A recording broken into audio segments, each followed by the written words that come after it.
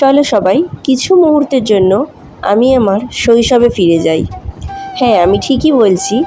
আজকে আমি চলে এসেছিলাম কুঞ্জঘর দেখতে, আর সাথে আমার বাবুকে কুঞ্জঘর দেখাতে নিয়ে আসতে। আর এটা কোন জায়গায় জানো? এখানে আমার ছোটোবেলার অনেক স্মৃতি জড়িয়ে আছে, কেননা সেই ছোট্ট থেকে আমি এখানেই পড়ে থাকতাম, কারণ আমার অঙ্গনওয়াড়ি আর প্রাইমারি এখানেই ছোট থেকে বেড়ে ওঠা। চলো সবাই তার আগে রাধারানীর দর্শন নিয়ে নিই, আর সবাই আমার সাথে বলো রাধে রাধে। তো আজকে সেই জায়গায় মৎসবের অনুষ্ঠান হচ্ছে, আর বাবুকে নিয়ে এলাম আমার শৈশবের কিছু স্মৃতি ওর সাথে ভাগ করে নিতে। জানি না ওর ছোট্ট মনেও কতটুকু বুঝেছে, তবে যেটুকু বুঝেছে বেশ বুঝেছে। এই হচ্ছে আমাদের স্কুল। আর এই যে স্কুলের ভিতরটা আর দেখাচ্ছি না তোমাদেরকে, ওইদিকে আরও স্কুল হয়ে গিয়েছে। আর এই যে ভেতরে রয়েছে নরনারায়ণ সেবা হবে কাল, তার আয়োজন। তো আমরা বাড়ি ফিরে এসেছি, খুবই ভালো লাগছিল ওখানে গিয়ে। ছোটোবেলার স্মৃতিগুলো অনেক অনেক মনে পড়ছিল, অনেক বেশি। আর তার সাথে যে ছোটোবেলায় যেমনটা করতাম, লজেন্স খেতাম প্রচুর। আর আজকে লজেন্স নিয়ে চলে এসেছি।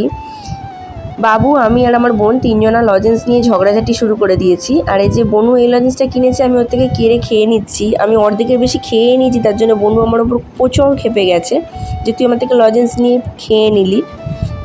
আর এদিকে আমার ছেলেও লজেন্স নিয়ে খুবই বায়না করছে। তো সত্যি খুবই ভালো লাগছিল, কারণ এই কটা দিন এসে আমি এখানে এভাবে এনজয় করেছি। ছোটোবেলার স্মৃতিগুলো খুবই মনে পড়ছিল, আর আমি এখানে এলে এভাবেই সময় কাটাই। চিপস নিয়ে যে মারামারি হয়ে গেল দুজনের মধ্যে, ও নিয়ে চলে গেল, গিয়ে লুকিয়ে লুকিয়ে খেয়ে নিচ্ছে যেখানে দাঁড়িয়ে, আর আমাকে আধখানা প্যাকেটটা ধরিয়ে দিয়ে গেছে।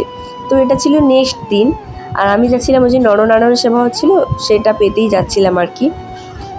তো এখানে এসে আমি এইভাবে এনজয় করতে থাকি। আমার প্রচুর ভালো লাগে এই ছোটোবেলার স্মৃতিগুলোকে এইভাবে উপভোগ করতে। জানি না সংসারে গিয়ে সেগুলো আর হবে কি না, হয়তো হবেই না। প্রত্যেকটা মেয়েরই সংসার জীবনে একবার ঢুকে গেলে সাংসারিক কাজ করতে করতে, বাচ্চা দেখতে দেখতে সময় কেটে যায়।